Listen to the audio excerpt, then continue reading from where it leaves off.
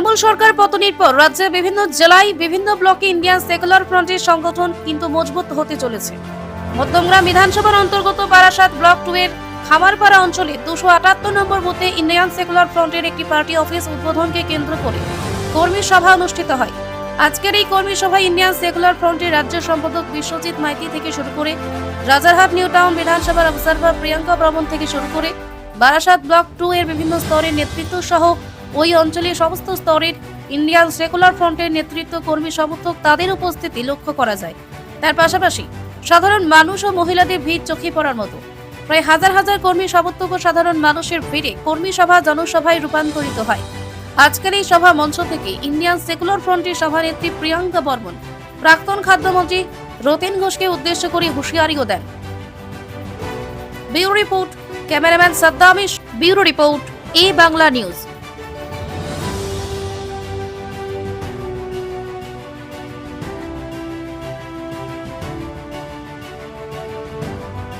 তৃণমূলের যে অত্যাচার, সেই অত্যাচার যেভাবে সহ্য করেছে, প্রত্যেকটা বুঝে বুঝে মানুষ নতুন করে আবার যেন স্বাধীনতা পেয়েছে।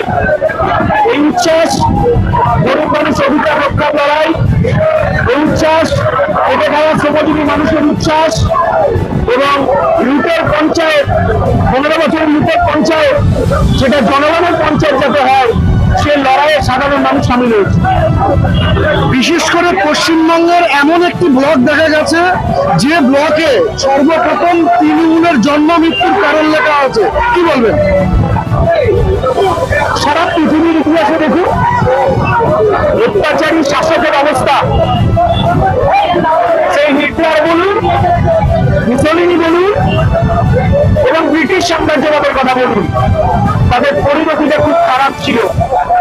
আমরা বারবার বলার চেষ্টা করেছি যে তৃণমূল কংগ্রেস যে সন্ত্রাস, যে নৈরাজ্য, বোমা, গুলি, পিস্তল, জাহাজের মধ্যে সাধারণ মানুষকে দাঁড় করিয়ে দিয়েছিল এবং আমাদেরকে যেভাবে পুলিশ প্রশাসনকে ব্যবহার করে আমাদেরকে মানুষের গণতান্ত্রিক অধিকার রক্ষার লড়াইয়ে যেভাবে আমাদেরকে হেনস্থা করা হয়েছে, জেল খাটানো হয়েছে, সেটার মুখে এক কথা প্রকাশ করা যাবে না। সেদিনকে আমরা বলেছিলাম যে এই রাজ্যে যদি 2 ঘন্টা পুলিশ প্রশাসনের নিরাপত্তা থাকবে, তৃণমূল দলটা উঠে যাবে। আজকে 4 তারিখের পর তৃণমূল কংগ্রেস যে অত্যাচার করেছে মানুষের উপর, এই বাংলার মানুষ বিচার চেয়েছে। কামদুনি থেকে শুরু করে, আরজিকর থেকে শুরু করে, তামান্না থেকে শুরু করে, হাঁসখালি থেকে শুরু করে, বিদ্যুৎ মন্ডল থেকে শুরু করে সবার বিচার মমতা বন্দ্যোপাধ্যায় দিতে পারেনি। 2007 সালে বাম জমানায় মমতা বন্দ্যোপাধ্যায় রাস্তায় নেমেছিলেন রিজনাল বিচারের জন্য, মমতা বন্দ্যোপাধ্যায় ক্ষমতায় এসেও সেই বিচার দিতে পারেনি। মানুষ বিচার চেয়েছে, তাই তৃণমূলকে মানুষ প্রত্যাখ্যান করেছে।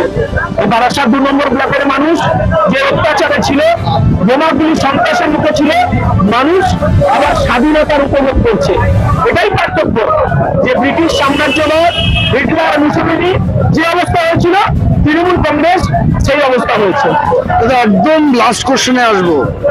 বিশেষ করে প্রাক্তন খাদ্যমন্ত্রী, বর্তমানে তিনি বিধায়ক রতিন ঘোষ মহাশয়, তার বিধানসভার অন্তর্গত কেনিয়া খামারপাড়া অঞ্চলে রেশনকে কেন্দ্র করে ঘটনা ঘটেছে যে আইএসএফ করতে বলে তাদেরকে রেশন আটকানো হচ্ছে, কি বলবেন?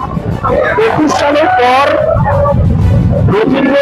রতিনদা একটু মিষ্টি মিষ্টি কথা বলে, উনি মিষ্টি মিষ্টি কথা বলে তিনি মধ্যমগ্রামের মানুষকে বোকা বানাতে চেয়েছিলেন।